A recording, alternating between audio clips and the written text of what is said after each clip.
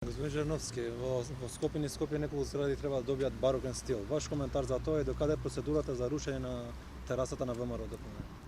За жал, тие ќе продолжат со баракот, не можат преку општиот центар, па менуваат закони за да продолжат преку град Скопје. И токму тоа и се случи, па град Скопје продолжува со барокни фасади и покрај тоа што критиките се очигледни, покрај тоа што граѓаните не го сакат, и ги трошат парите за барокот. Со терасата се случува она што и го читаме како извештај од меѓународната заедница, имено градежната дозвола која што има издадено град Скопје, ја обжалив како решение пред второстепената комисија и второстепената комисија на ВМРО ДПМН се разбира, ја прифати проектот на град Скопје, односно го одби моето барање. Со ова се докажува дека Министерството за транспорт и врски, град Скопје, всушност работи под директна контрола на ВМРО ДПМН. Тоа е тоа нас спрега помеѓу државата и партијата.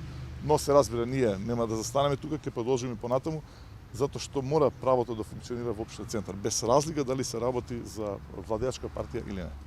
Ако постојано се сеќавам на седница на Совет имаше советнички прашања и токму беше ова прашање поставено од колегите, рековте дека ќе побарате полициска асистенција за рушење на... Така, токму тоа документот беше готов, потоа град Скопје издаде решение, ја дозволи на така начинета настрешница, јас го обжалив се тоа. Сакам да потенцирам дека за тој простор е надлежен општин центар, а не град Скопје. И затоа обжаливме тоа решение, го обжаливме пред второстепена комисија.